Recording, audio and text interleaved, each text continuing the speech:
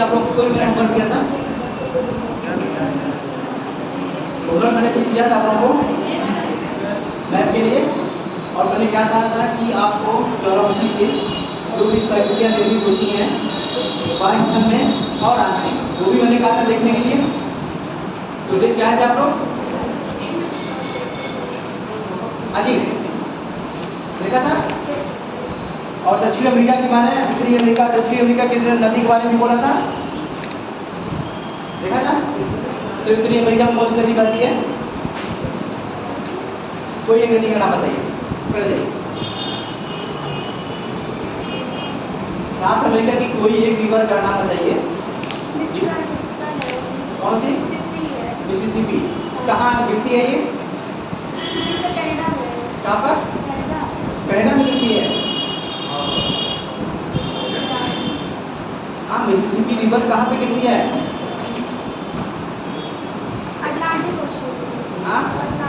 Atlantic ocean में, ठीक है, अटलांटिक ओशियन में गिरती है। लेकिन इसका क्या है, छोटा सा पार्ट क्या है? मैक्सिको की खाड़ी, तो मैक्सिको की खाड़ी में गिरती है। इसका डायरेक्शन क्या बहने का?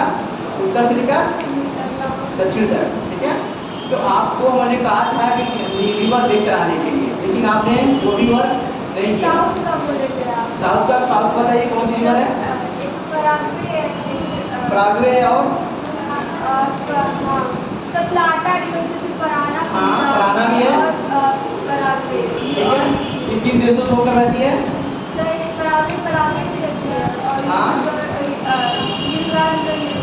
अर्जेंटीना और उरुग्वे, ये सब चीजों से होते हुए नीचे आके कहाँ गिरती है? दक्षिणी अटलांटिक महासागर। उसके बाद आपको क्या देखना, उसमें किस खाड़ी में गिरती है, ठीक है, ये ध्यान रखना। हाँ, तो वो मतलब छोटी से बड़ी चीजों को पहले क्या करना, आपको बड़ी चीजें कवर करनी है। फिर उसके बाद जब बड़ी चीजें कवर हो गई, फिर उसके बाद क्या करना आपको? छोटी चीजें कवर करनी है। हाँ हाँ, अमेजन भी है। अमेजन जो आपके इसका डायरेक्शन क्या बनेगा? हाँ, ठीक है।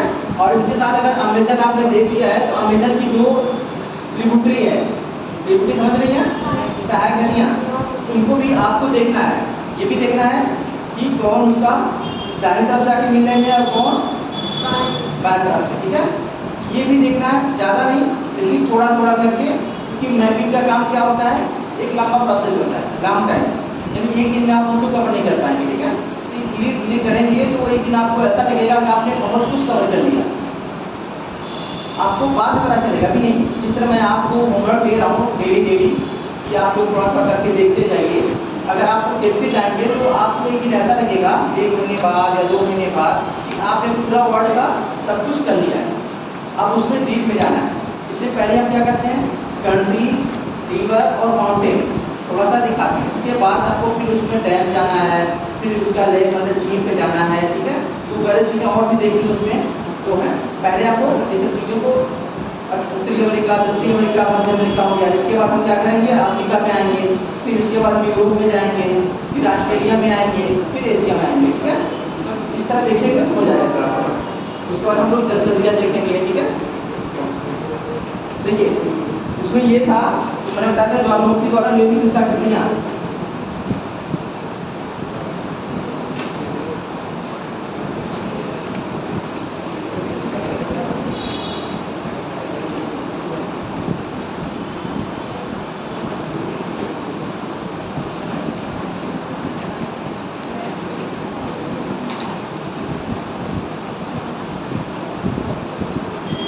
बाकी हम दो भागों में डिवाइड करें। एक क्या होता है पृथ्वी के सरफेस के नीचे और एक सरफेस के ऊपर।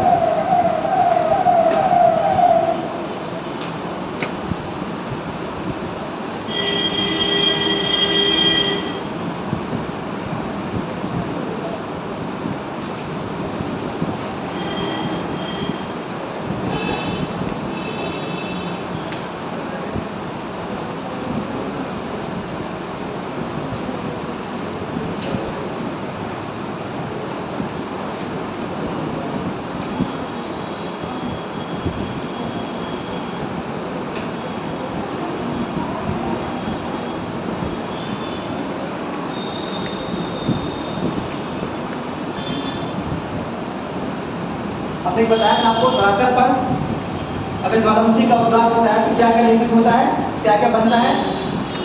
पहला ज्वालामुखी पर्वत, क्या करना है आपको पहले, ज्वालामुखी पर्वत, उसके बाद आपको क्या करना है, ज्वालामुखी पठार, ठीक है। इसके बाद आपको ज्वालामुखी मैदान, ठीक है। झील तो बनेगा कब, सर गीजर भी तो बनता है, हाँ। गीजर बनता है। गीजर बनता नहीं है। हाँ। गीजर क्या होता है, वो जब ज्वालामुखी का उद्गार हो जाता है कुछ समय बाद उसमें से क्या होते हैं, गर्म जल और वाष्प निकलता रहता है धीरे धीरे, तो वो क्या होता है, गीजर होता है। इसमें तीन है, क्या है, गीजर है, हॉट स्प्रिंग है, मतलब गर्म जल के स्रोत है। उसके बाद एक होता है क्या, शुष्क तारा जिसे बोलते हैं।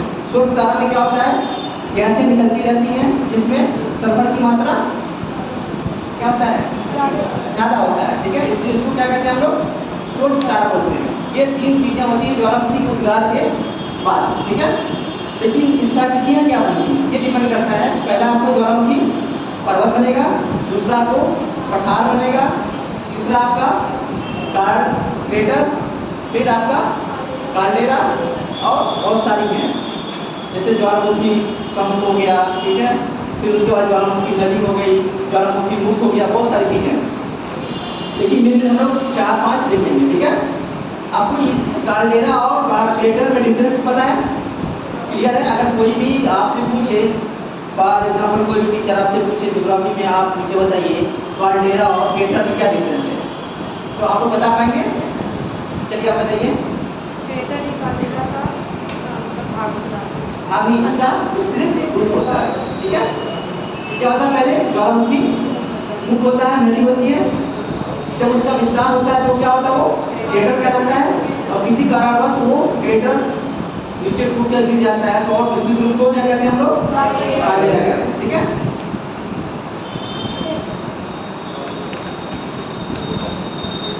तो पहला ज्वालामुखी पर्वत,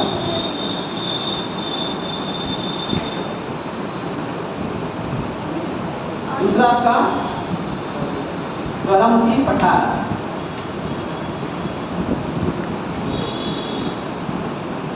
तीसरा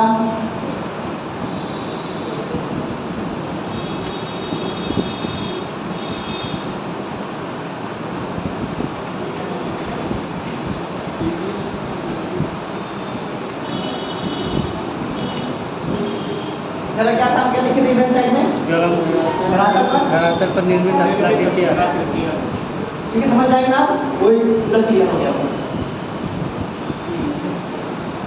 ठीक है। ये हो गया। इसमें आपको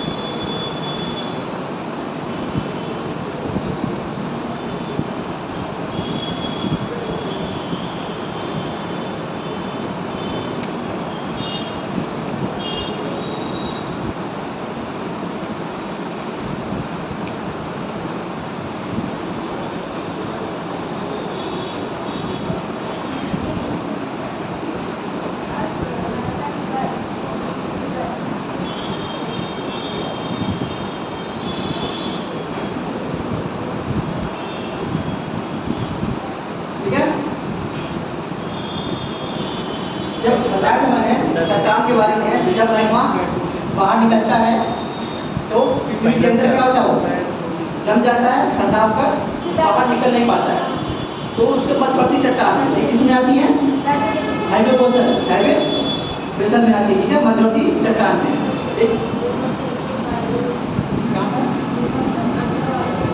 पैथोलिक, पैथोलिक, पैकोलिक, लेपोलिक, सील डाई, इनकी संरचना होती है। अभी हम उसको मैप बना देंगे, ठीक है, आप लोग उसको अच्छे से कर लेना है। ये जो अंदर वाला होता है ये क्या उसकी चट्टानों में होता है, मध्यवर्ती में होता है। एक होता है, हमने चट्टान पढ़ाया था हम लोग को। हाँ, चट्टान में क्या था? और मेंटल नहीं, एक आंतरिक चट्टान, एक मध्यवर्ती चट्टान, एक बाहर वाले में, ठीक है, बाहरी सरफेस के बाहर जो बनती है लावा मैग्मा अगर बाहर निकलता है उससे 3 तरह की चट्टानें मिलती हैं आपका, एक मध्यवर्ती और दूसरा बाहरी और एक प्लूटोनिक या आंतरिक जो सबसे गहराई तक है। तो ये मध्यवर्ती माध्यम ध्यान रखिएगा, पूछा जाता है कई बार, पूछा गया है मध्यवर्ती चट्टान के बारे में बताइए। तो बैथोलिन, पैकोलिन, लेगोलिन, लेगोलिन और आपका सील और डाइल, ये 6 हैं। क्या ये? हाँ, ये मध्यवर्ती वाले बनते हैं सब, ठीक है।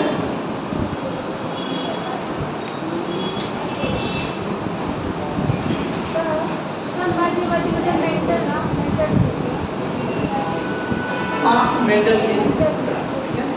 उसके नीचे वाले हैं प्लूटोनिक या जांच। जहाँ से मैग्मा निकलता है, मैग्मा निकलने का मैं बताया था कहाँ से, रेफरेंस लेयर अक्सर ज़्यादा होता है, या तो कहीं कहीं पर हॉट स्पॉट मिलते हैं। जैसे दूसरा कंपाउंड है कि जो दीपी जो ज्वालामुखी हो कैसे निकलते हैं, तो कहाँ से होते हैं? अल्ट्रावायलेट यानी हॉट स्पॉट, तो उसका एक रेडियोएक्टिव पदार्थ होता है वहाँ पर, और ज़्यादा गरीब होता है, उससे वो समूह तरंगें चलती हैं, फिर वो बाहर निकलती है, ठीक है, फोड़कर एक सुराग की रूप में। तो वो एक अलग अलग जलता रहता है, और वो क्या होता है, ब्रेड खिसकता रहता है, तो वो आगे बढ़ता रहता है। तो आपको कभी कभी मिलेगा ऐसा, जैसे कि एल्यूसियन वाले में, ठीक है, जहाँ पर ये श्रृंखलाएँ मिलती हैं, ठीक है, जैसे जापान हो गया श्रृंखला की, और एल्यूसियन का हो गया श्रृंखला की, वो स्लैश का होता है। क्या हो गया, ठीक है। तो देखिए ज्वालामुखी के द्वारा निर्मित क्रिस्टलाकृतियाँ, ज्वालामुखी द्वारा निर्मित क्रिस्टलाकृतियाँ,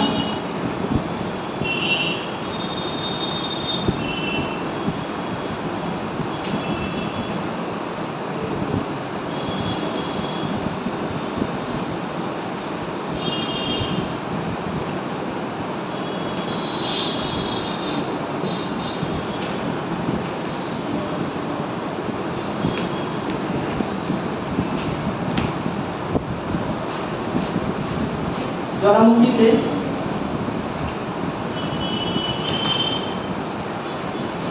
सरफेस पे धरातल पर पड़ने वाली स्फीतियाँ,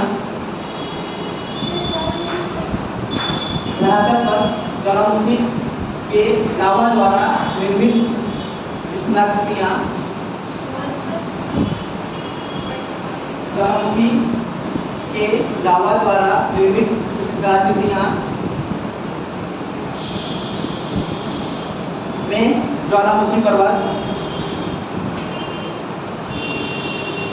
ज्वालामुखी पठार,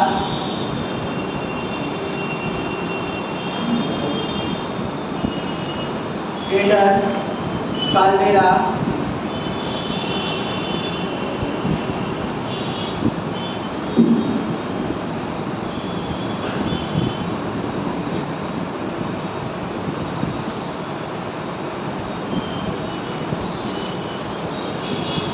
आग्नेय चट्टानें, आग्नेय चट्टानें,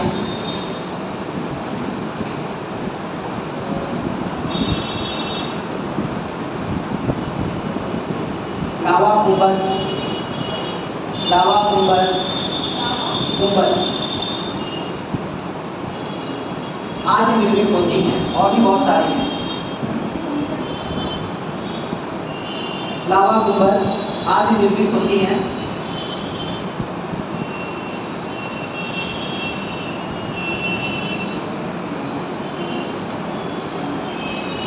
इसके अलावा पृथ्वी के भीतर, इसके अलावा पृथ्वी के भीतर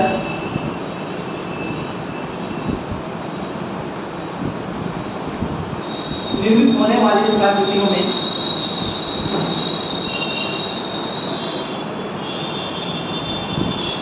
इसके अलावा पृथ्वी के भीतर या अंदर निर्मित होने वाली स्फीतियों में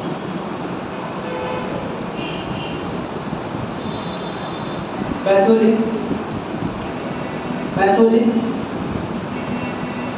पैकोलिन, लेकोलिन, कैथोलिक, कैकोलिक, लैकोलिक। अच्छा ये समझ में आ रहा है नहीं? अगर कोई पूछे इसके बारे में बताने के लिए बता दूँ नहीं आपको? अभी हम उसको और हाँ अभी समझा देंगे कैसे कैसे बनता है, ठीक है? कैथोलिक, कैकोलिक, लैकोलिक, लेपोलिक, लेपोलिक,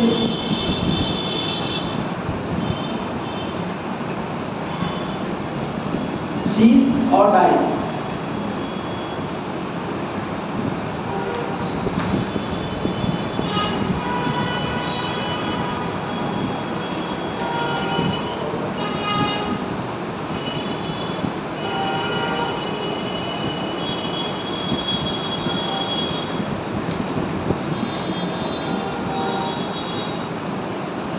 इसके अलावा ज्वालामुखी शंकु, ज्वालामुखी शंकु, शंकु मतलब समझ रहे हैं?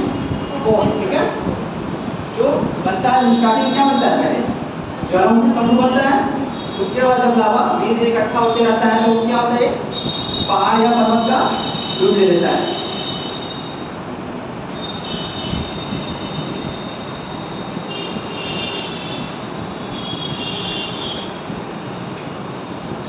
आदि, ठीक है? अच्छा ठीक, ज्वालामुखी पर्वत आप बताइए, ज्वालामुखी पर्वत क्या होता है, कैसे बनता है? अगर कोई पूछे आपसे ज्वालामुखी पर्वत कैसे बनता है तो आप कैसे कहें? कैसे?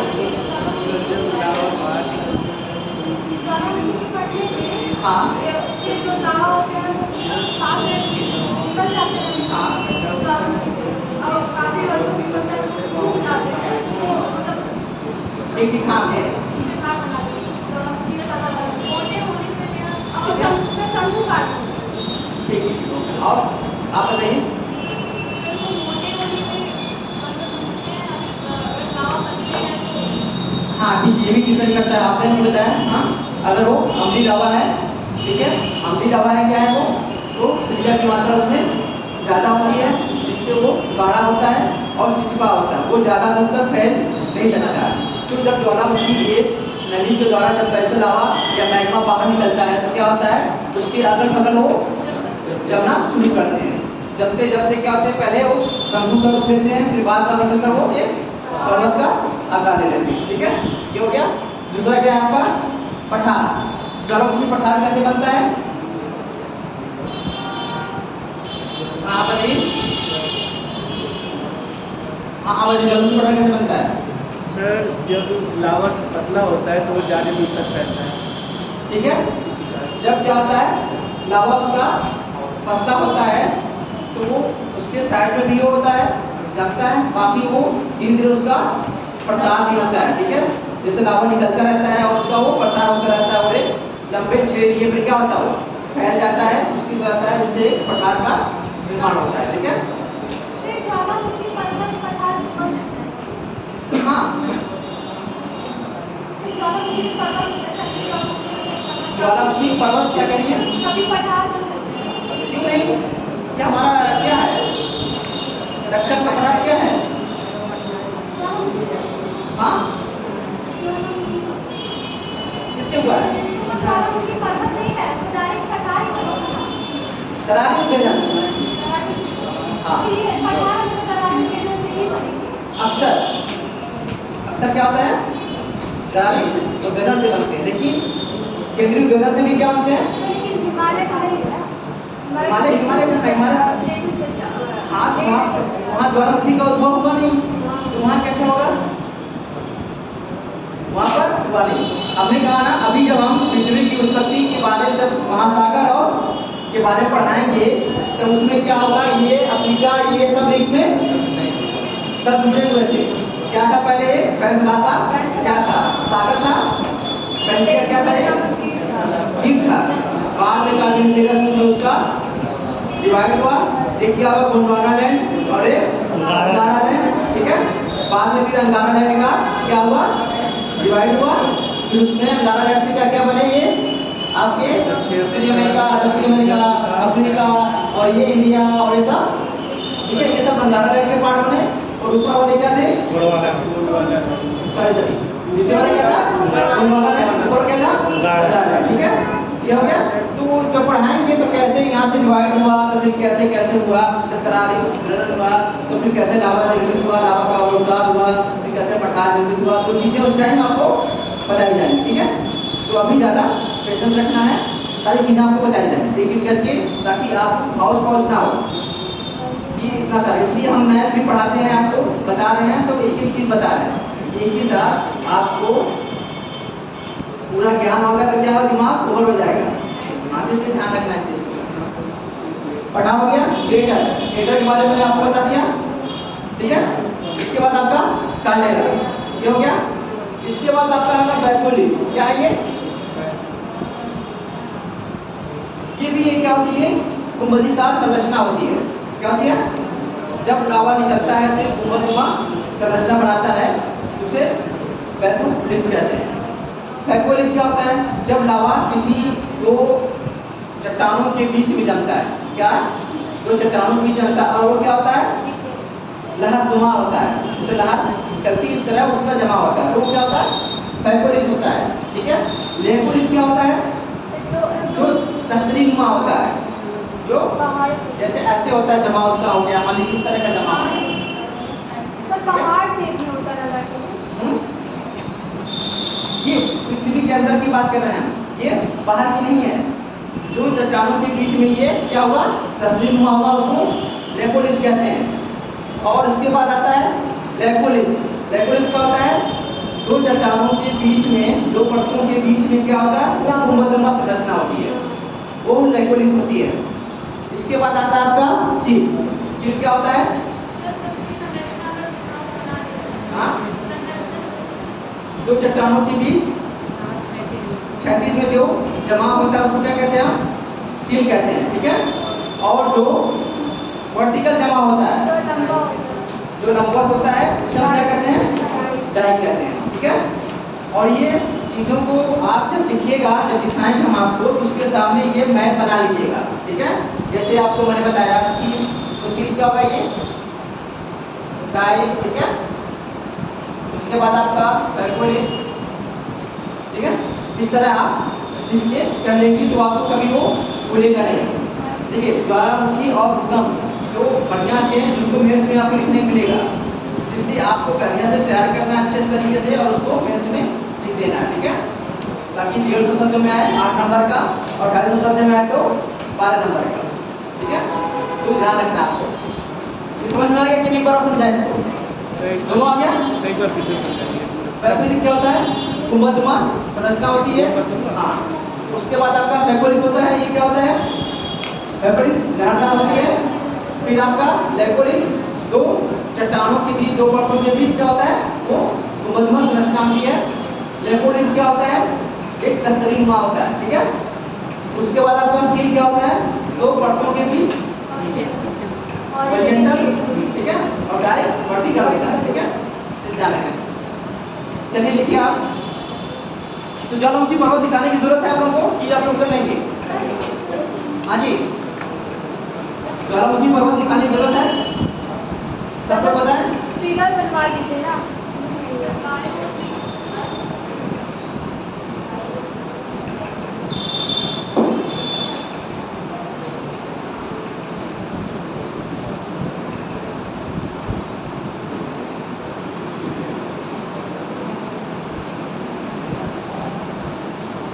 ठीक है,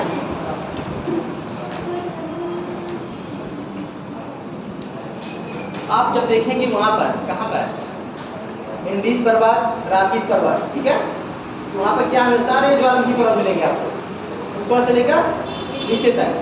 क्या है, सारे ज्वालामुखी पर्वत हैं, जिसमें क्या था, एकांकागुआ हो गया, आपका ओजोनस प्लेटो हो गया, और ओरोपैक्सिन हो गया, ऐसा क्या है? हाँ, सारे वल्कन हमने कहा ना, वहाँ पे वो सारे ज्वालामुखी पर्वत हैं जितने भी, क्योंकि वहाँ पैसिफिक प्लेट और अमेरिकन प्लेट क्या करेंगे, आपस में टकरा रहे हैं। तो वहाँ उसको क्या कहेंगे हम लोग, विनाशात्मक किनारा बोलते हैं, क्योंकि एक दूसरे प्लेट का टकराने से एक का क्षय हो रहा है, यानी एक का विनाश हो रहा है। ठीक है, और जब दूसरे प्लेट एक दूसरे से अपसरण करती है, यानी डाइवर्जेंट होता है उनका, तो मैग्मा बाहर निकलता है और फिर जमता है, फिर नई चट्टाने का निर्माण होता है, फिर हम संरचनात्मक कहते हैं। तो ठीक है,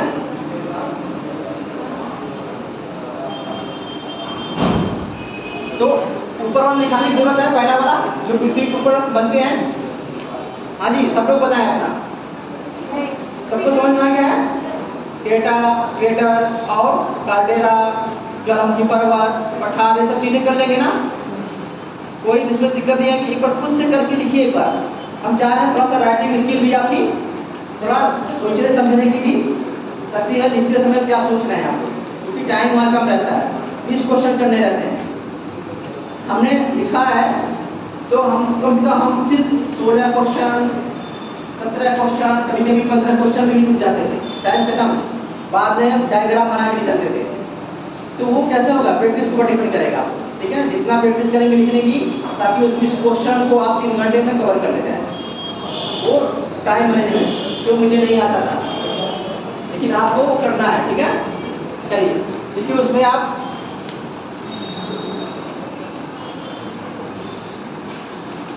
बैथोलिक पृथ्वी के अंदर बनने वाली स्टाइलियां, बैथोलिक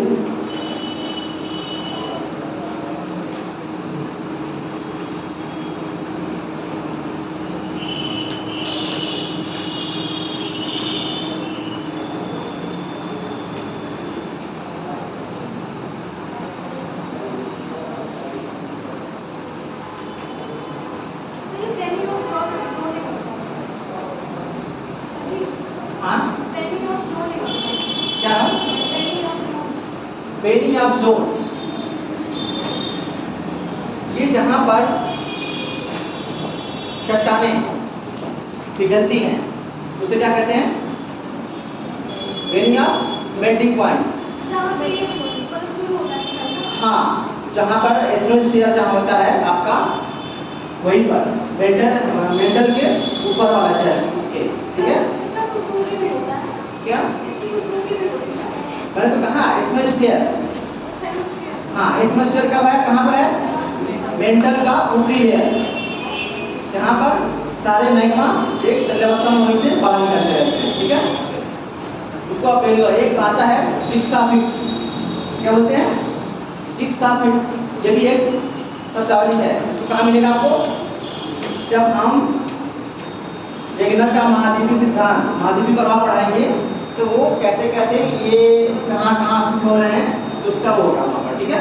वो चीज़ें वहाँ बताई जाएंगी। इसके बाद जो भी टर्मिनोलॉजी आपको समझ में नहीं आ रही है, कुछ भी ऐसा कोई शब्दावली, तो पूछ सकते हैं आप लोग, ठीक है?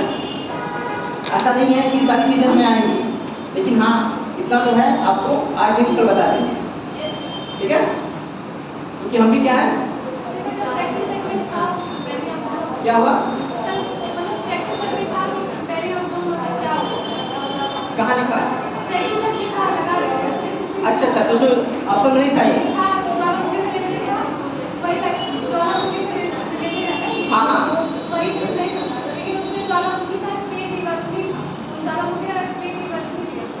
क्या दिया था? वर्तनी,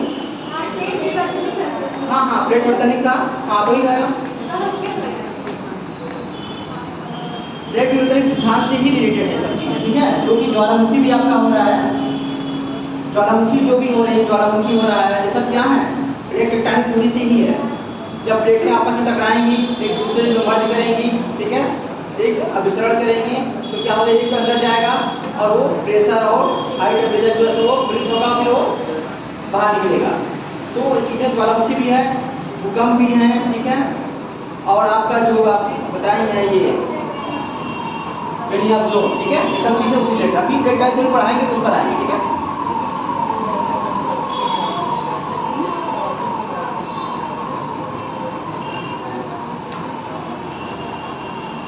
ये स्थलाकृतियाँ बैथोलिक में लिखी है, ये स्थलाकृतियाँ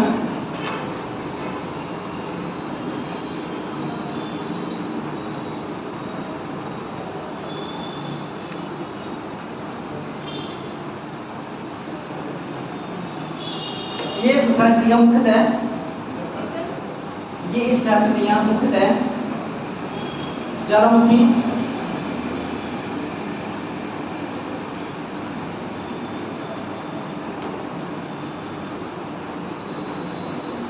के क्षेत्र में ज्वालामुखी क्षेत्र में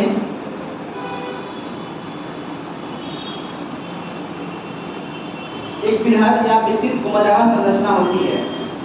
विस्तृत गुंबदाकार संरचना होती है। विस्तृत गुंबदाकार संरचना होती है।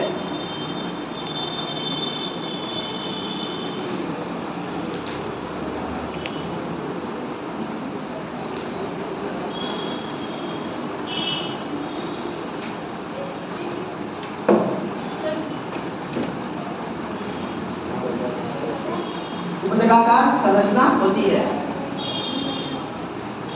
दूसरा क्या लिखा था मैंने? फैकोलिथ। फैकोलिथ। फैकोलिथ। देखिए फैकोलिथ के बारे में।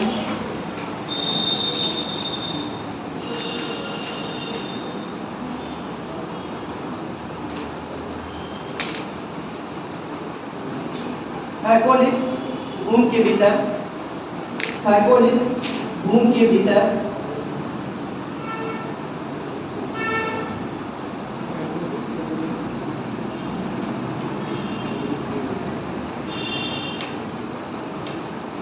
लावा का लहरदार जमाव होता है।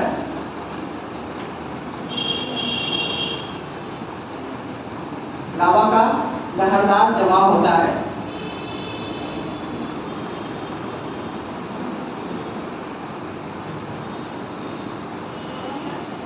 लहरदार जमाव होता है।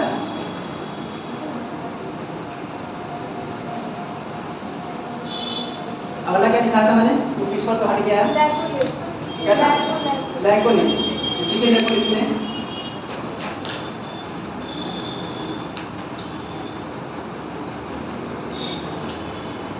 जब परतों के बीच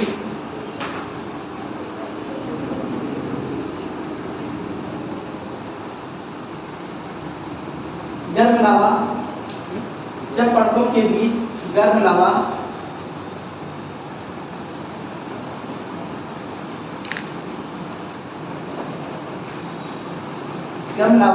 के भर जाने से, गर्म लावा के भर जाने से एक गुंबदाकार संरचना निर्मित होती है। एक गुंबदाकार संरचना निर्मित होती है।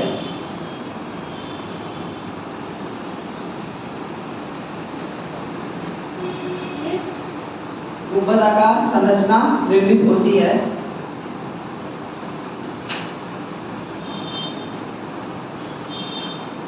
जिसे लैकोलिथ कहते हैं।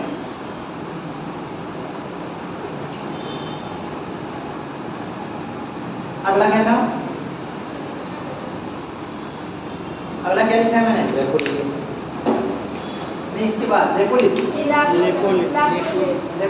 लैकोलिथ देखिए इसकी, ये दो परतों के बीच होता है। ठीक है, जैसे हुआ यहाँ गुंबद हो गया। ठीक है, इसमें परतों के बीच बनता है और बैथोलिक में वो परतों के बीच नहीं होता, वो पूरा एक संरचना बहुत दूर में होता है। अगला लैकोलिथ है। हाँ जी, लैकोलिथ। चलिए, अवसादी चट्टानों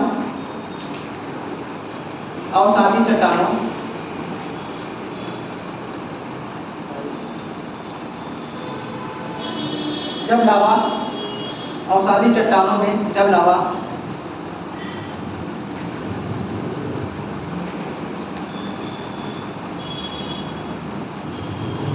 जमकर, अवसादी चट्टानों में जब लावा जमकर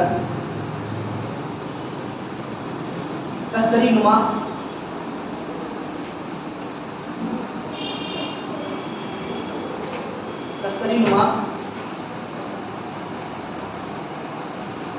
स्वरूप ग्रहण करता है,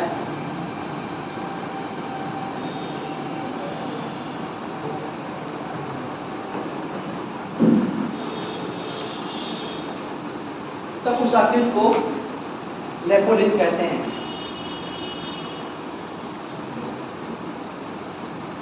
उस आकृति को लेपोलिथ कहते हैं।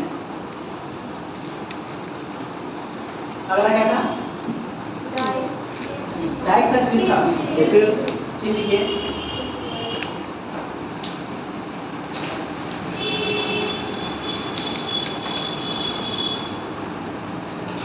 जब लावा अवसादी चट्टानों में, अवसादी क्यों कह रहे हैं? हाँ जी, हम बार बार अवसादी क्यों कह रहे हैं?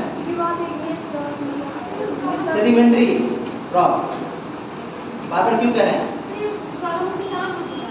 नहीं, जैसे ये होता है कि परतलार मैंने कहा, परत कहाँ बनती है? सेडिमेंट्री बनती है, इसलिए ध्यान रखना, हर मतलब एक ही शब्द को ध्यान में रखना है कि ऐसा क्यों कहा जा रहा है। मैंने परत का नाम लिया, परतों के बीच, इसका मतलब वहाँ पर कौन सी रॉक होगी? सेडिमेंट्री रॉक होगी, ठीक है। और पृथ्वी के अंदर अगर चट्टानें हैं और गर्म हो रही है तो उनके क्रिस्टल कैसे होते हैं? ठंडा हो रहे हैं। कितने बड़े क्रिस्टल होंगे उनके? बड़े बड़े होंगे, क्योंकि उनके ठंडा होने में ज़्यादा समय लग रहा है। और अगर सरफेस पर वो ठंडा हो रहा है तो छोटे क्रिस्टल बनेंगे, क्योंकि वो क्या होंगे? उनको जल्दी जल्दी हो रहे हैं, क्योंकि वो वातावरण के संपर्क में है, ठीक है। देखिए, जब अवसादी चट्टानों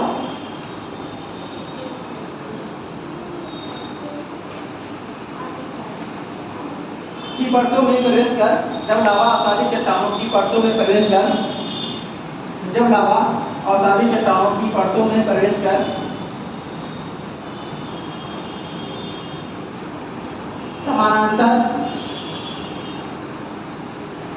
समानांतर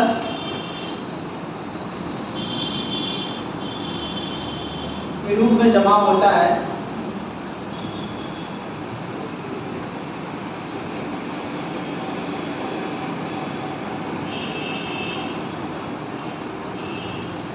के रूप में जमा होता है, तो उसे क्या कहते हैं?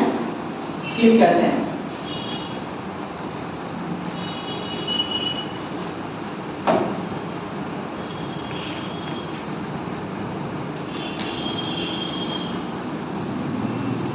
अगला डाइक।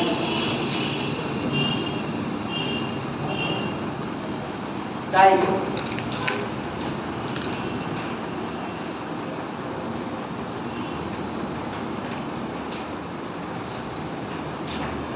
लावा के बाहर निकलते समय,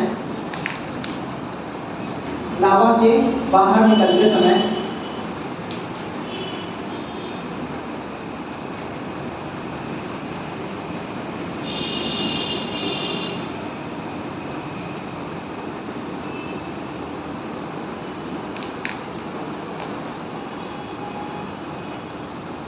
जब मार्ग में, लावा के बाहर निकलते समय जब मार्ग में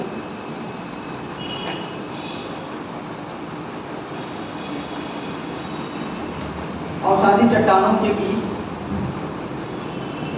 अवसादी चट्टानों के बीच लंबवत रूप में जमा होता है, वर्टिकल रूप में उसका जमा होता है, तब उसे डाइक कहते हैं, ठीक है। तब ये बता सकते हैं कि मतलब क्या करना है आपको? ज्वालामुखी क्या होता है, ठीक है, उसके प्रकार कितने होते हैं ये बता देना है आपको। उसके बाद उससे निर्मित स्फटिकियाँ पृथ्वी के अंदर और बाहर, ठीक है, ये बताना है। इसके बाद हमें क्या करना है? और उसके द्वारा कौन कौन से पदार्थ बाहर निकलते हैं, जिसमें हमने लिखाया था पायरोप्लास्ट, पायरोप्लास्ट दिखाया था हम लोगों को। इसमें क्या था आपको?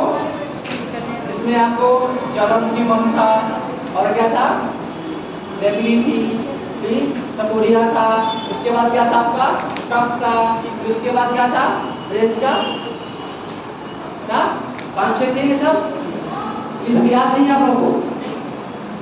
याद होना चाहिए था। देखिए, इसीलिए हम इस तरह इतना स्लो पढ़ा रहे हैं आपको, ताकि आपको अलग से मतलब इफर्ट ना लगाना पड़े। क्लास में ये चीज़ें आपको क्या होंगे? याद हो जाए और उसको समझ लें अच्छे तरीके से, ताकि उसको लिख लें।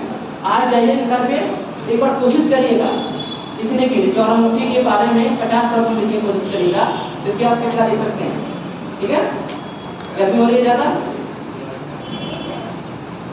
इसके बाद हम क्या लिखेंगे, उससे निकले पदार्थ।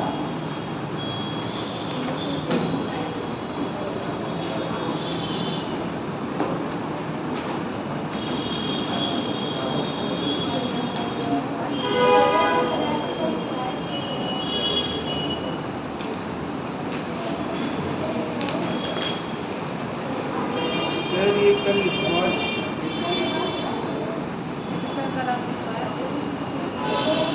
कल ही लिखवाए थे। लिखा दें?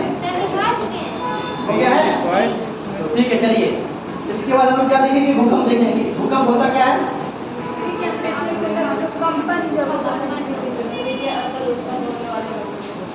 और हाँ एक बात और, आप लोग घर पे जाइएगा, एक साइड में ज्वालामुखी लिखिएगा, एक साइड में आपको देश लिखना है, ठीक है। अगर हम पूछें आपसे कि मान लीजिए कराकाटोआ कहाँ पर है, तो आपको बता देना है इंडोनेशिया, ठीक है। कटमई ज्वालामुखी कहाँ है, तो क्या बताना आपको, अलास्का। तो आपको क्या करना है, ये आपके लिए एक टास्क है, मतलब एक होमवर्क है, आपको करके लाना है। मतलब ज़्यादा नहीं, 20 या 15-20 कर लीजिएगा, मैक्सिमम 20 करके लाइएगा। ये ट्रेडिशनल क्वेश्चन है, ये करके लाइए। और बाकी जो अभी उद्गार हुए हैं, जैसे स्पेन में हुआ है, चिली में हुआ है, ये चीज़ें आपको फिलीपींस में से बताई जाएंगी। लेकिन अभी आपको क्या करना है, क्योंकि अभी तो हम दिखा देंगे कहिए तो, लेकिन अभी टाइम थोड़ा सा, अभी आज सोच रहे हैं भूकंप कंप्लीट कर दें तो हो जाएगा नहीं।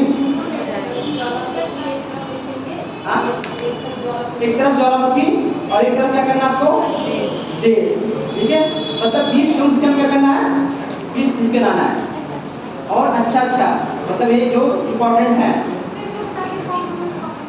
जैसे आपको अमेरिका का कर लेना है, ठीक है आपको। और हाँ एक बात और करना, ऑस्ट्रेलिया में कोई ज्वालामुखी नहीं पाया जाता है, ठीक है। ये रखना है, जैसे ओजोन सिलेंडर हो गया, निकालका कुआ हो गया, आपका कोलमैक्सिन हो गया, और आपका स्ट्राम्बोली हो गया, वेसुवियस हो गया, वल्केनियन हो गया, वल्केनो पर्वत हो गया, ठीक है। ये चीजें, किलिमंजारो हो गया।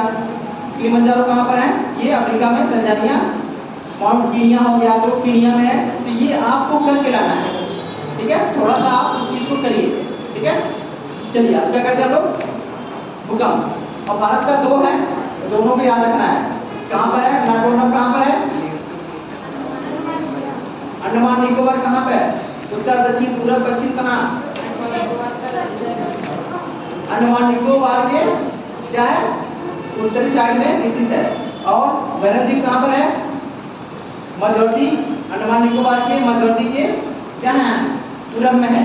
तो ये पूछा जाता है, ध्यान रखना इस चीज को, थोड़ा सा ध्यान रखना है आपको, कहाँ का उसका लोकेशन ध्यान रखना है, लोकेशन को भी एग्जैक्ट देखना है।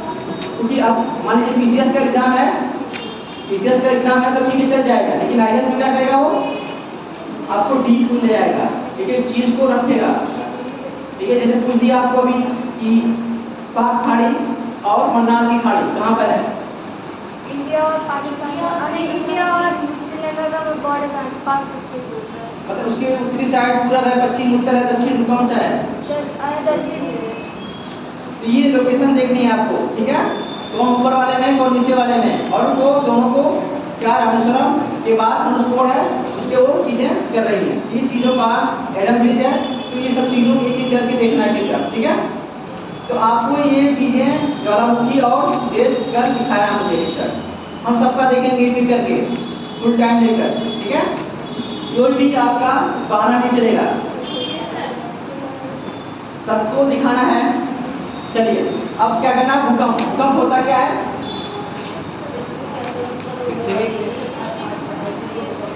ठीक है। पृथ्वी के आंतरिक संरचना में, यानी आंतरिक सामान्य तरंगों के द्वारा या हलचल के कारण जो उसके सरफेस पर जो भी कंपन होता है उसे क्या कहते हैं हम, भूकंप आने के कितने बहुत सारे रीजन हैं। जैसे कई चीज क्षेत्र में ज्वालामुखी का उद्गार हुआ तो क्या होगा, तो उसके अगल बगल भूकंप आने की संभावना है। उसके बाद आपको क्या हुआ, कहीं भी टकराने से होता है, ठीक है। और कहीं लैंडस्लाइड होती तो हाँ कहीं पर वो भी वहाँ मतलब हैवी लैंडस्लाइड हुआ तो उसके होगा। और आप कहीं बहुत बड़ा क्या होता है, सर समुद्र में कई बड़ी हाँ वो तो सुनामी हो गई आप जो कह रहे हैं, ठीक है। सर कहीं अगर अगर भूकंप जो भी होता है, भूकंप अगर पृथ्वी के सागर के अंदर होता है तो क्या होता है, सुनामी का रूप लेता है, ठीक है। इससे लहरें क्या होती हैं, ऊपर उठती हैं और वो सागर के जब इस तरफ आती हैं सरफेस की तरफ तो क्या होती है, उनकी ऊंचाई और अधिक होती जाती है और ज़्यादा जान माल का नुकसान करती है। सर सुनामी और टाइड में अंतर होता है। टाइड, सुनामी और टाइड, टाइड जो होता है, ज्वार भाटा, ज्वार की बात कर रही हैं ना आप। ज्वार जो होता है वो पृथ्वी और सूर्य और चंद्रमा के गुरुत्वाकर्षण जो भी होता है उसकी आकर्षण शक्ति के कारण जो भी समुद्री जल होता है वो उसका खिंचाव होता है। जो लहरें होती हैं उनके आकर्षण शक्ति से वो क्या होती है, टाइड होता है। जब वो लहरें वापस आती हैं तो उनको क्या कहते हैं, टाइड और एब, यानी ज्वार और भाटा। लेकिन यहाँ पर क्या होता है, सुनामी में क्या है आपका, ये लहरें जो होती, भूकंप जो आता है उसके द्वारा जो समुद्र के लहरों में जो कंपन होता है तो वो भूकंप उसके जिम्मेदार कौन होता है, भूकंप होता है। और उसके जिम्मेदार कौन होता है, टाइड का, वो सूर्य और चंद्रमा के आकर्षण, हाँ ठीक है। अंतर समझ में आ गया, तो ये ध्यान रखना आपको, ठीक है। उसके बाद आपको क्या आता है, तो हमने इतने कार्य बता दिया आपको, यही कहते हैं मान लीजिए परमाणु बम विस्फोट हुआ तो भी आपको कंपन आपको थोड़ा बहुत एहसास होगा। ये कुछ मानव निर्मित है, कुछ प्राकृतिक है, उसकी जिम्मेदार है। फिर इसके बाद हम लोग देखेंगे भूकंप की तरंगें। भूकंप की तरंगें कितनी होती हैं, 3 होती हैं, जिनमें आपका प्राथमिक तरंगें होती हैं, दूसरा आपकी द्वितीयक तरंगें होती हैं, प्राइमरी, सेकेंडरी और टर्शियरी, जिन्हें एल तरंगें कहते हैं। तृतीयक तरंगें, प्राथमिक, द्वितीयक और तृतीयक, ठीक है। इन तरंगों के वेग के आधार पर, नहीं वेग के आधार पर इनको हम डिवाइड करें, उनके वेग कैसा है उसके आधार पर उनको हम लोग P या L में डिवाइड किया गया है। जिसकी प्राथमिक तरंगें क्या होती है, उनकी वेग सबसे अधिक होती है, वो भूकंप मूल से यहाँ पर एपिसेंटर, जैसे मान लीजिए क्या हो गया, ये सरफेस है, क्या है ये, हाँ ये सरफेस है, ठीक है। और ये क्या है आपका, मान लीजिए यहाँ भूकंप केंद्र है, इसको क्या कहते हैं, फोकस, ठीक है। इसको भूकंप केंद्र कहते हैं। जब यहाँ से मतलब तरंगें 90 डिग्री पर उठती हैं और जहाँ पर टकराती हैं इसे क्या कहते हैं, एपिसेंटर या अधिकेंद्र, क्या बोलते हैं, उसको एपिसेंटर या अधिकेंद्र कहते हैं। ये कितना 90 डिग्री का बना रहा है, ठीक है, ये यहाँ से लेकर इसे, ठीक है। तो यहाँ पर जो तरंगें सबसे पहले पहुँचती हैं उसे क्या कहते हैं हम लोग, अधिकेंद्र कहते हैं। और वो P है, प्राथमिक तरंगें हैं जो सबसे पहले वहां पर पहुंचती हैं। इनका अंतर क्यों होता है, P की तरंगें मतलब P तरंगों की गति अलग होती है, S तरंगों की गति अलग होती है, ऐसा क्यों होता है, क्योंकि पृथ्वी के घनत्व में क्या है, डिफरेंस है। उस घनत्व के अंतर के कारण क्या होता है, उन तरंगों का वेग कम और ज्यादा होता है, तो इसमें होता है। और ये जो P तरंगें होती हैं ये सबसे पहले पहुंचती हैं, इनका वेग सबसे अधिक होता है। और ये क्या होती हैं, ये ठोस, तरल और ये तीनों संरचनाओं में विचरण करती है, संचरण करती है, यानी तीनों संरचनाओं में ये चलती रहती है, ठीक है। इसके बाद आपकी आती है गैस तरंगें आती हैं। गैस तरंगें जो होती हैं वो ठोस में चलती हैं, लेकिन द्रव में क्या होता है, वो विकृत हो जाती है। इसलिए अभी हम लोग देखेंगे शैडो जोन, मतलब क्षेत्र का शैडो जोन होता है। शैडो जोन होता है जो 103 डिग्री से, या कहीं 105 डिग्री दे रखा है, तो 103 डिग्री से 145 डिग्री तक क्या होता है, शैडो जोन होता है। ये P और S दोनों का क्या होता है, शैडो जोन, दोनों वहां तक नहीं पहुंच पाती, दोनों वहां पर क्या होती है, विकृत हो जाती है, ठीक है। लेकिन उसके बाद S का क्या होता है, S का भी क्या होता है, उसके आगे भी S नहीं पहुंच पाती। तो सबसे बड़ा शैडो जोन किसका होता है, S तरंगों का होता है, ध्यान रखना है। सबसे ज्यादा एरिया किस तरंग का शैडो जोन होता है, शैडो जोन मतलब छाया क्षेत्र, कितना छाया बना रहा है, ठीक है, यानी वहां तक वो पहुंच नहीं पा रहे हैं। तो सबसे ज्यादा यस तरंगों की होती है। तो दो है, जिसमें एक पी हो गया आपके ठोस द्रव गैस, यस क्या में किसमें करती थी, ठोस में, ध्यान रखना ये तरल में ही विलुप्त हो जाती है। तीसरा आपका क्या होती है, यस तरंगे, जिन्हें प्राकृतिक तरंगे भी कहते हैं। ये सबसे ज्यादा क्या होती हैं, विनाशकारी होती हैं। क्यों होती हैं, क्योंकि इनकी गति क्या होती है, सबसे कम होती है, और ये जिग जैग टाइप का अपना करती रहती, ज्यादा कंपन करवा के उसमें जो भी बिल्डिंग होता है उनको गिरा देती है, ठीक है। तो ये प्राकृतिक तरंगे हो गई। ये भी आपको ठोस द्रव और गैस में करती है। यानी ध्यान रखना है, सिर्फ जल में कौन सी तरंग नहीं चल पाती है, इस तरंग नहीं चल पाती है। बाकी पी वाली ठोस द्रव गैस और एल वाली ठोस और द्रव, ठीक है, ये चलती है। इसके बाद ये होता है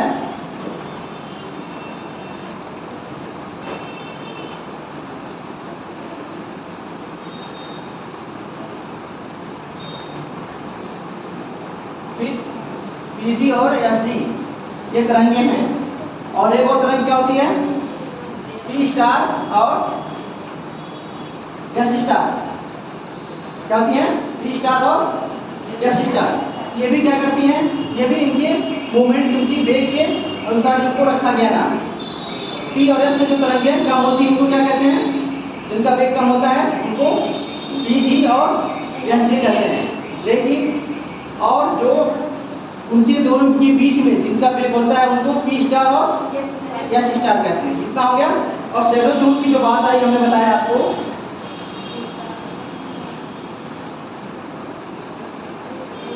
मान लीजिए क्या है, ये सरफेस है,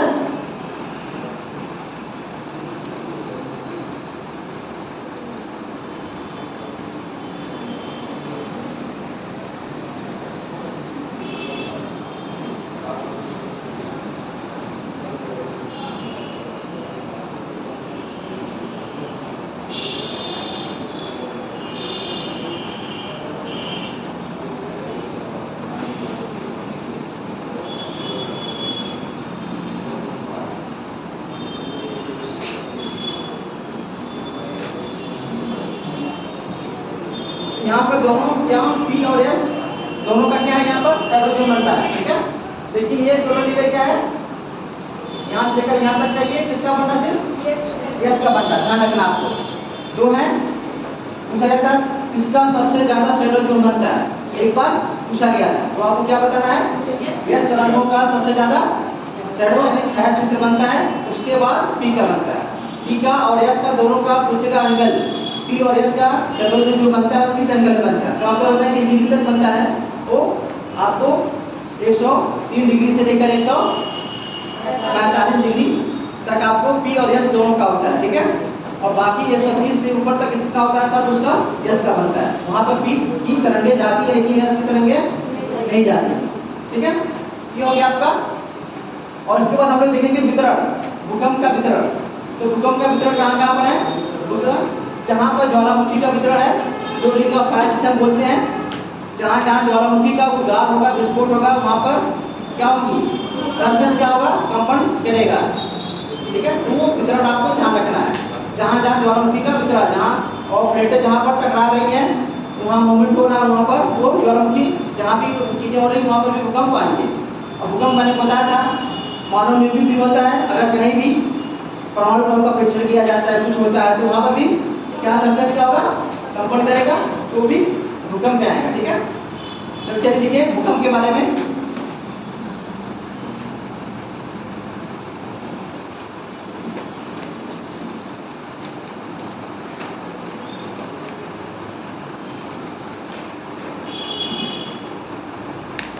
पृथ्वी की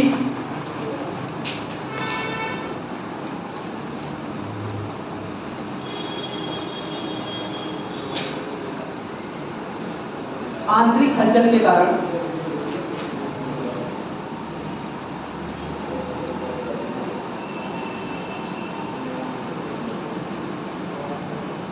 पृथ्वी की आंतरिक हलचल के कारण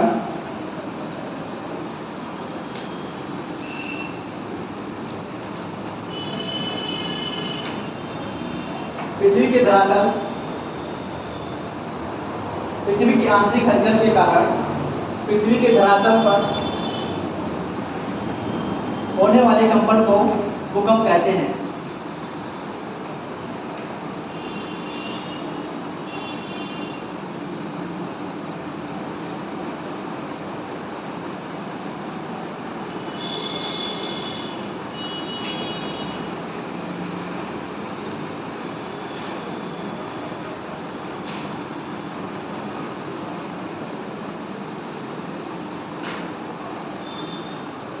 भूकंप को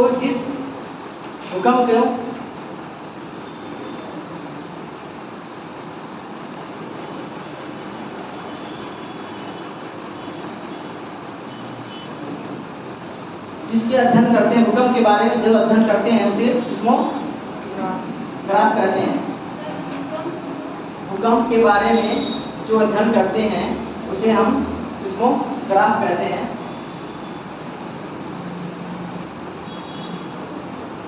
एक सिस्मोलॉजी भी होता है, एक सिस्मोग्राफ होता है, जिसमें हम तरंगों को इंडिकेट करते हैं उसे क्या कहते हैं?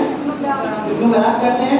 और जो हम भूकंप के बारे में अध्ययन करते हैं उसमें सिस्मोलॉजी कहते हैं, भूकंप विज्ञान कहते हैं।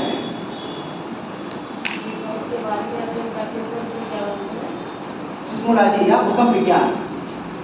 और जिसमें तरंगों का हम अंकित करते हैं, इसमें तरंगें पढ़ी जाती हैं, उसको क्या कहते हैं? सिस्मोग्राफ कहते हैं। हाँ, वो रिक्टर पैमाना और मर्केरी दो हैं जिसमें हम लोग उसको नापते हैं। ठीक है, एक में क्या होता है, परिमाण नापते हैं, एक में तीव्रता। दोनों डिफरेंस है, रिक्टर और मर्केरी में दोनों डिफरेंस है, रिक्टर वाले में और मर्केरी में। एक में हम क्या करते हैं मैग्नीट्यूड और एक में हम इंटेंसिटी। ठीक है, दोनों का डिफरेंस ध्यान रखना है इसका। ठीक है, अगला लिखिए, समान भूकंप वाले क्षेत्रों को मिलाने वाली रेखा को, समान भूकंप क्षेत्र को मिलाने वाली रेखा को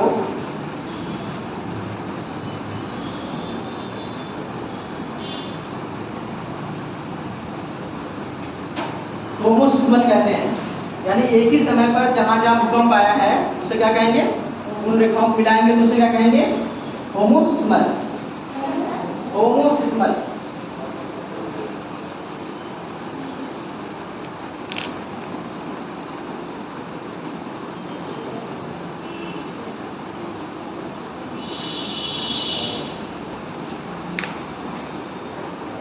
होमोसिस्मल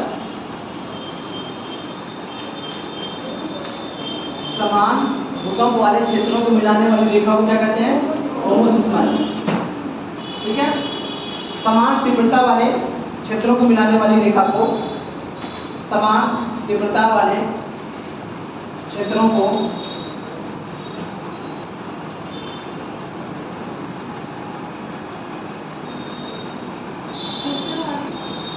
समान तीव्रता वाले क्षेत्रों को मिलाने वाली रेखा को आइसोसिस्मल कहते हैं।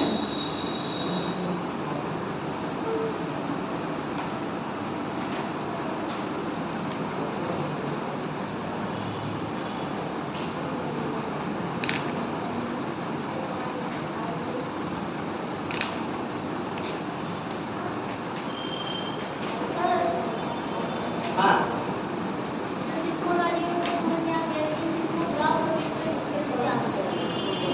होमोसिस्मल क्या? सिस्मोग्राफ और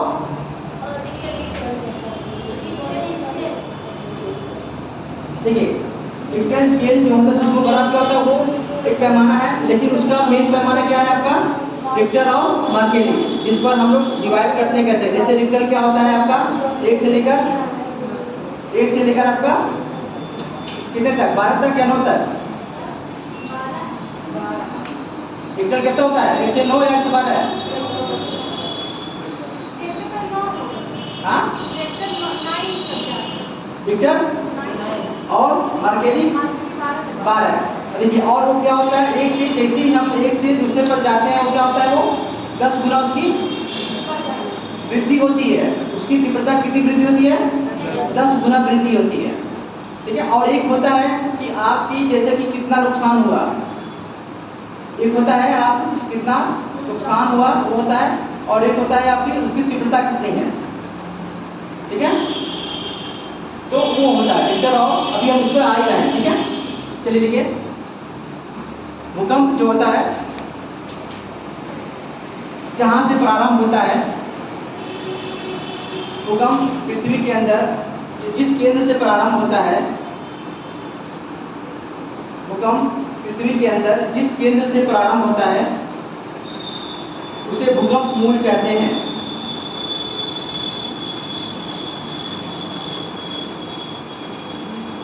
उसे भूकंप मूल कहते हैं।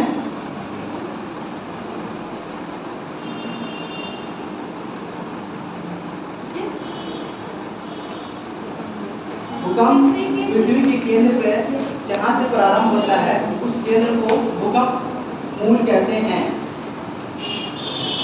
और उसके ठीक ऊपर 90 डिग्री पर जहां पर तरंगें टकराती हैं, उसके ठीक ऊपर 90 डिग्री पर जहां धरातल पर तरंगें टकराती हैं उसे अधिकेंद्र कहते हैं, एपिसेंटर। उसे अधिकेंद्र कहते हैं, टकराती हैं, उसे अधिकेंद्र या एपिसेंटर कहते हैं। कभी कभी ऐसा होता है हिंदी मीडियम में वो इंग्लिश को ही रख देता है, ऐसे हिंदी में लिख के, तो इसे ध्यान रखना है, अधिकेंद्र को एपिसेंटर भी कहते हैं।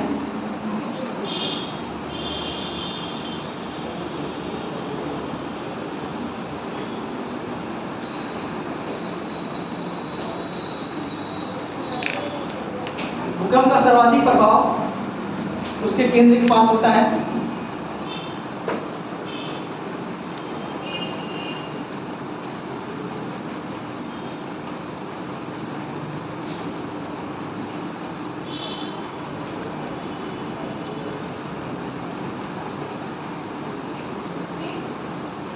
केंद्र के आसपास ज्यादा रहता है, भूकंप का ज्यादा प्रभाव उसके केंद्र के आसपास चल रहा था।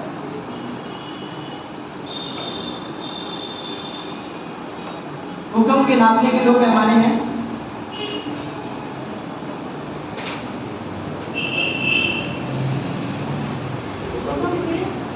नापने के दो पैमाने हैं। पहला रिक्टर पैमाना, दूसरा मर्केली पैमाना।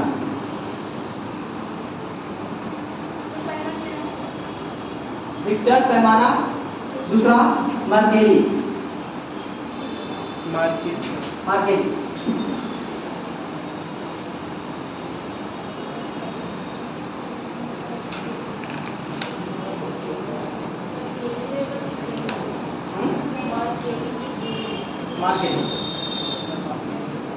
ठीक है। जो भूकंप के परिणाम होते हैं, पहले मार्केट लिखिए, पहले क्या है, रिक्टर है, रिक्टर। रिक्टर पैमाने लिखिए। भूकंप के परिणाम को परिमाण, भूकंप के मैग्नीट्यूड, भूकंप के परिमाण को रिक्टर पैमाने पर दर्शाते हैं। परिमाण, परिणाम नहीं, रिजल्ट नहीं बनना है वहाँ पर, मैग्नीट्यूड परिमाण। ये होता है आपका परिणाम, क्या रिजल्ट होता है आपका कुछ हुआ, उससे तो उसकी मतलब कितना है उसका बताया जाता है, कितना ज़्यादा बड़ा एरिया उसको रिजल्ट होता है। परिणाम क्या था आपका, रिजल्ट हो गया, जैसे कोई भी आपने कुछ किया उसका क्या हुआ, एक रिजल्ट आ गया। परिमाण में क्या होता है आपका, एक कितना ज़्यादा उसका नुकसान हुआ एरिया, ठीक है। हाँ, परिमाण जैसे वेक्टर में होता है वो अलग होता है, जैसा हाँ परिमाण और उसका क्या सदिश राशि और अदिश राशि में क्या डिफरेंस है? सदिश राशि और अदिश राशि फिजिक्स क्या है, उसमें दिशा और दिशा और क्या होता है, दोनों होता है उसमें, परिणाम होता है। सदिश में दिशा और परिणाम दोनों होता है, ठीक है। इसमें क्या है, इसमें रिएक्टर में ही, रिएक्टर में ही, हाँ रिक्टर में, रिक्टर पैमाने पर जो होता है, इसमें लीजिए भूकंप के परिमाण को रिक्टर पैमाने पर अंकित किया जाता है या मापा जाता है।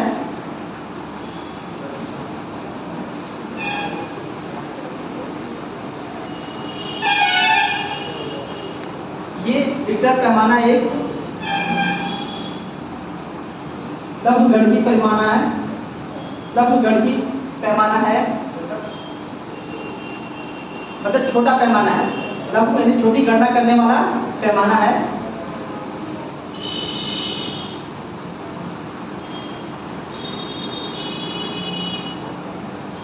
जिसमें 0 से 9 तक का अंकन होता है, 0 से लेकर 9 तक का अंकन होता है।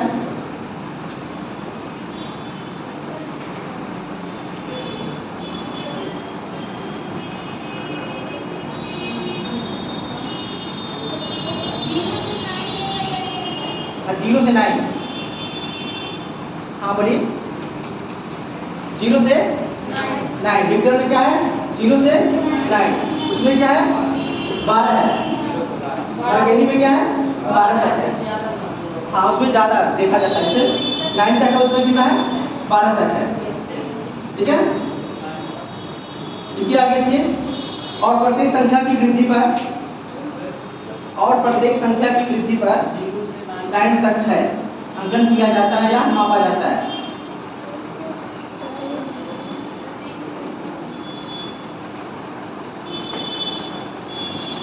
प्रत्येक संख्या की वृद्धि पर भूकंप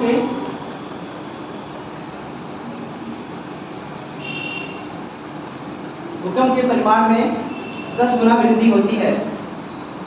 अगर एक जगह मान लीजिए एक मतलब 0 पर या 1 पर कितना है, मान लीजिए 10 है, तो उसका रिजल्ट कितना होगा? 20 होगा कि 100 होगा? 10 गुना। तो फिर ठीक है, कितना होगा फिर हो?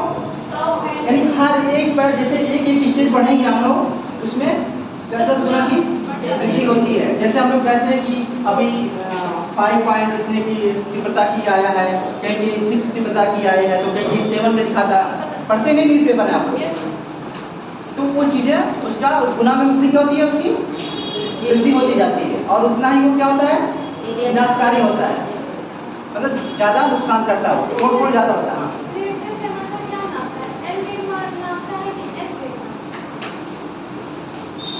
सारों का अंकन उस पर दिखाया जाता है, सारे तरंगों का उस पर क्या होता है, अंकन।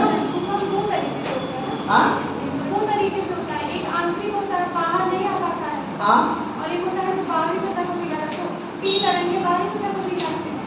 जो ये पैमाना होता है, सारी तरंगों को उस पर अंकन किया जाता है। ठीक है, सारी तरंगों को तभी तो हम लोग कहते हैं कि मतलब कौन सा तरंगें कम आ रही हैं, कौन सी तरंगों की वेग अधिक है, किसका।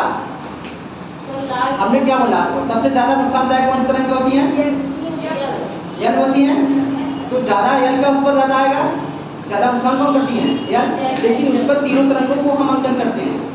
जैसे पहले कौन सी तरंगें आती हैं, पी पहले आती है, उसके बाद आपकी यस आती है, लास्ट में यल आती है, तो उसका तीनों का अंकन होता है। लेकिन इसमें यह है सबसे ज्यादा नुकसान कौन करती है, यल करती है, क्योंकि उसकी वेग क्या होती है, जिगजैग होती है और सबसे लो होती है, इसलिए वो ज़्यादा जिगजैग करने की वजह से ज़्यादा वो कंपन करती है और वो ज़्यादा नुकसान करती है।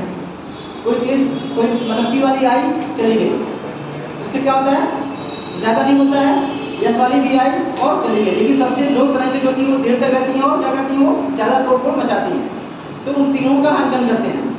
ठीक है, अच्छा सर, जो रिएक्टर पैमाना पर दूसरे सबसे ज़्यादा बेस तो पॉइंट दिखाया जाता है, जैसे भूकंप तीव्रता मतलब जब देखते हैं उसमें तो उसका सबसे हाई बेस 5 पे दिखाया जाता है ना, 5 पॉइंट। हाँ, वो जैसे हम जून में जब बांटते हैं, जब चीज़ों को बांटते हैं लेयर वाइज, जैसे हमने बताया ना 0 से 9, ये हमने क्या बताया, रिक्टर पैमाने पर 0 से 9, तो जो 9 वाला होगा वो क्या होगा, सबसे ज़्यादा सबसे खतरनाक होगा।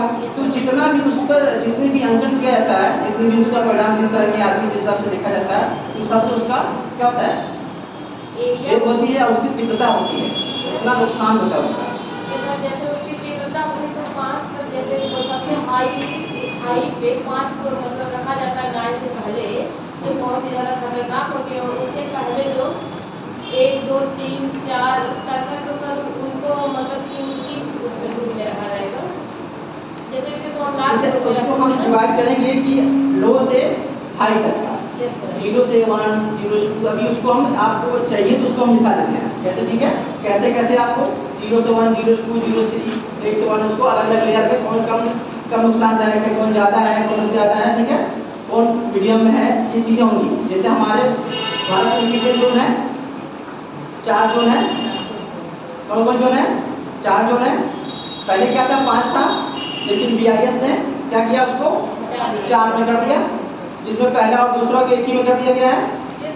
जो 5वां जोन है वो सबसे हमारा क्या है? High level. सबसे खतरनाक वाला है। और किस एरिया में पाया जाता है?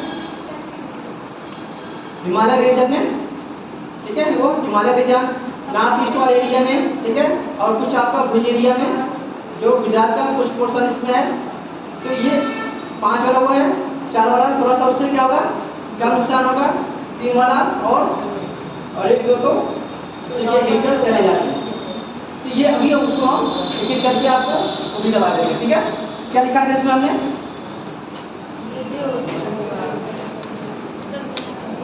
हाँ, 10 गुना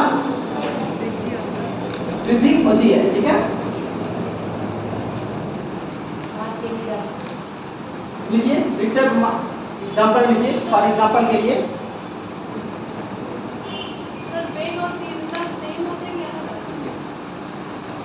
वेग और वेग क्या, स्पीड क्या होती है? स्पीड समय के परिवर्तन की दर को वेग कहते हैं। समय के परिवर्तन की दर को वेग कहते हैं। वेग कहते हैं। और तीव्रता?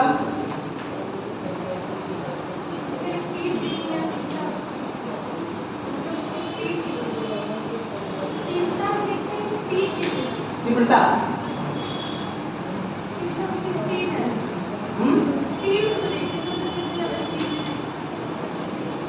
तीव्रता स्पीड में हम आपको डिफरेंस बताते हैं, ठीक है?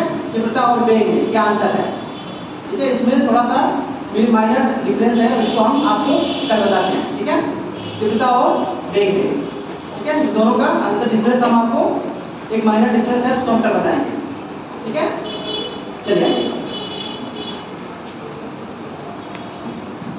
फॉर एग्जाम्पल लिखिए आपको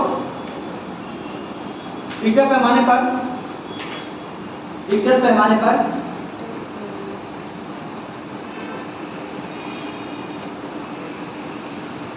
6 तीव्रता 6 तीव्रता के भूकंप 6 तीव्रता के भूकंप की तुलना में तीव्रता के भूकंप की तुलना में 5 तीव्रता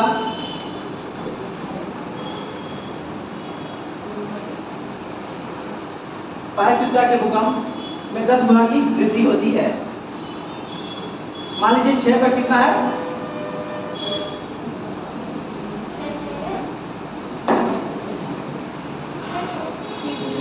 6 तीव्रता की तुलना में 5 तीव्रता की तुलना में कितना होती है?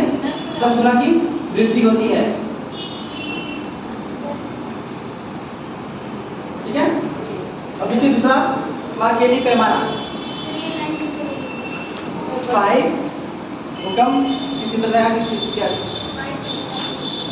10 गुना की वृद्धि होती है। मार्केली पैमाना अगला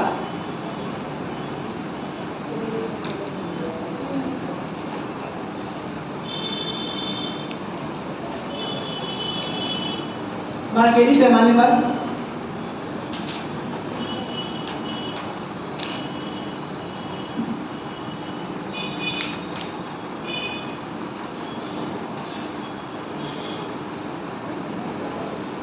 भूकंप द्वारा विनाश का मार्केली पैमाने पर भूकंप द्वारा विनाश का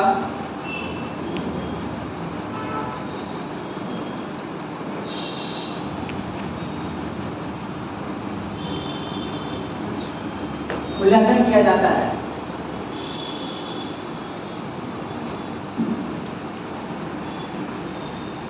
अर्थात इस तरंग के द्वारा कितनी गंभीर क्षति हुई है।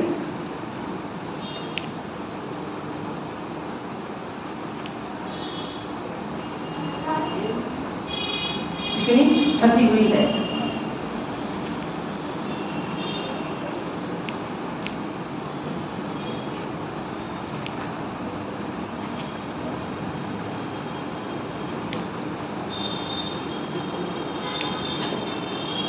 इसे 1 से 12 तक का 1 से 12 तक का इसमें 1 से 12 तक का अंकन किया जाता है। इसमें 1 से 12 तक का अंकन किया जाता है।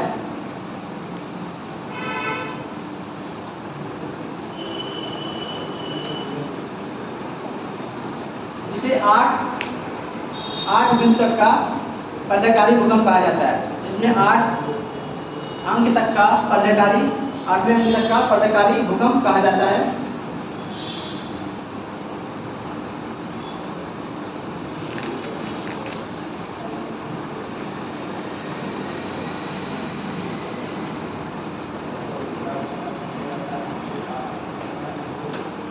ठीक है, इसके बाद रिक्टर पैमाने के स्तर जो आपने कहा था वो लिख दीजिए। रिक्टर पैमाने का लेवल कौन सा? जैसे इसमें होता है रिक्टर वाले में इंटेंसिटी क्या होता है, तीव्रता, और परिणाम होता है कितना वो उसका एरिया होता है, उसको लेकर उसके कैमरे का क्षेत्र होता है। और ये तीव्रता है और केली में क्या हो कितना विनाश हो रहा है। ठीक है, जैसे ये होता है रिक्टर वाले में कितना एरिया ले रहा है टोटल। ठीक है, और ये मर्क्यूरी में क्या था कितना तोड़ फोड़ कितना मचा रहा है, कितना वो विनाश कर रहा है।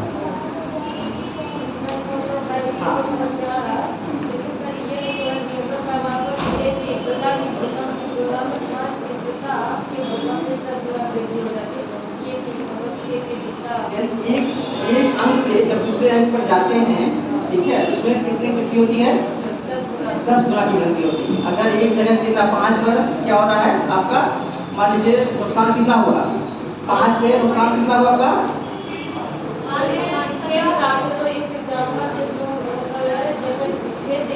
भूकंप की तुलना में 5 तीव्रता तो अधिक ज्यादा घातक दिखा रहा है। जैसे हम लोग क्या कहते हैं तीव्रता 1 से जब जाते हैं 9 तक तो क्या होगा, तीव्रता में 0 से 9 तक क्या होगी, उसमें वृद्धि होगी 10 गुना वृद्धि हो, तो उसमें वही उसको सेल्सियस में कन्वर्ट कर लीजिए। क्या आपको एक तीव्रता से 5 से जब 6 में जाएंगे तो हम लोग क्या करेंगे 10 गुना की क्या होगी, वृद्धि होगी। ठीक है, और समझ में आया? तो इसका स्तर लिख लीजिए, तो स्तर लेवल रिक्टर पैमाने का स्तर। जिन्होंने कहा था कि वो कैसे कैसे आपको कितने कितना होगा वो फटाफट कर लीजिए, सारा गए।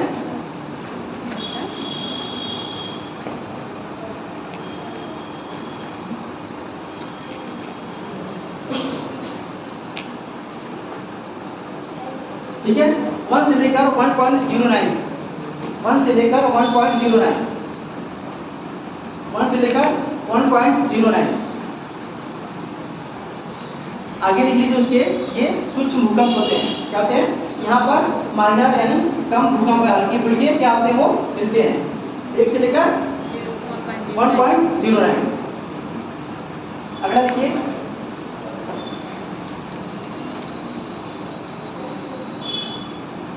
2 से लेके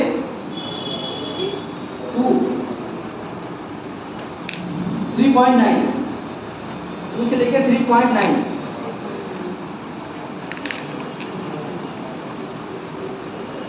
ये क्या होते हैं, लघु भूकंप होते हैं, उससे थोड़े से क्या होते हैं, बड़े होते हैं।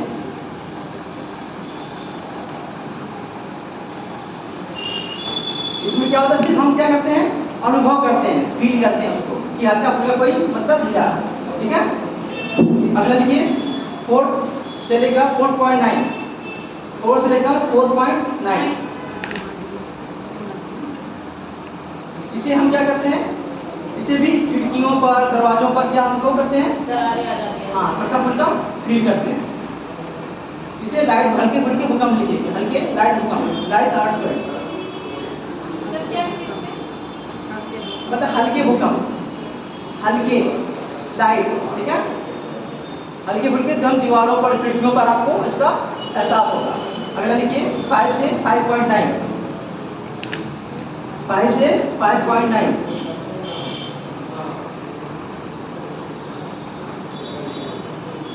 ये मध्यम प्रकार के भूकंप है, मध्यम प्रकार के भूकंप है।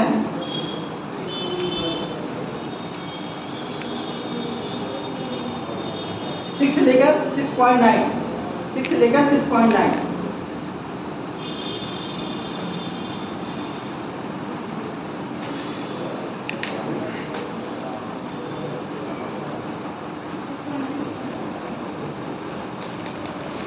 ये क्या हो गया? बृहद क्षेत्र में इस भूकंप का अनुभव किया जाता है। बृहद क्षेत्र में, बहुत बड़े विस्तार में इस क्षेत्र को क्या होता है, इस भूकंप को अनुभव किया जाता है। 6 लेकर 6.9 यानी बृहद क्षेत्र पर इस भूकंप को अनुभव किया जाता है। हाँ, बृहद 7 से 7.9।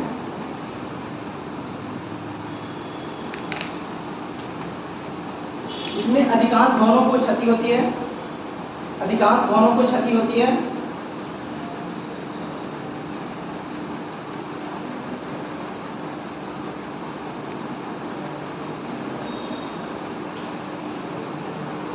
एट से 9, 8 से लेकर 9।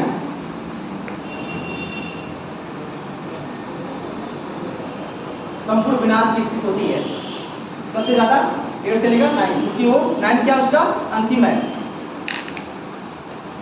अब समझ आ गया गाइस कैसा कैसा स्तर है इसका, यानी लो से कैसे हाई की तरफ जा रहा है, ठीक है। यानी 1 से लेकर दूसरे में जाने पर कितनी होगी, 10 गुना की वृद्धि हो रही है। तो वो एक स्टेप क्या हो रहा है, वो बढ़ता जा रहा है, ठीक है। कि कोई जरूरी नहीं था, लेकिन आपने उसको लिखवा लिया, उससे मैंने लिखवा दिया। हाँ अच्छा, ये 5 से 5.9 का मध्य मतलब यानी कि ये किसमें रहेगा? हाँ, उसमें दिखा दिया मैं, ठीक है, उस मध्य में आ जाएगा, ठीक है, क्योंकि उसमें विनाश की स्थिति को लेकर के करता है, ठीक है। और हाँ, कल लिख कर लाना आप लोगों को क्या, ज्वालामुखी के बारे में, ठीक है, और आपको उत्तरी अमेरिका दक्षिणी अमेरिका की नदियों के बारे में, ठीक है, मैप में देख कर आना है। हाँ, ज्वालामुखी लिख कर आना ना। और हाँ, ज्वालामुखी के बारे में लिख कर आना है कितने 50 शब्दों में। उसके बाद आपको क्या करना है, नदी, उत्तरी अमेरिका दक्षिणी अमेरिका मध्य अमेरिका, नदी कितनी नदियां हैं, उन नदियों के नाम, कहाँ से उनका ओरिजिन है और कहाँ से वो उनका एंडिंग है, ध्यान करना, ठीक है।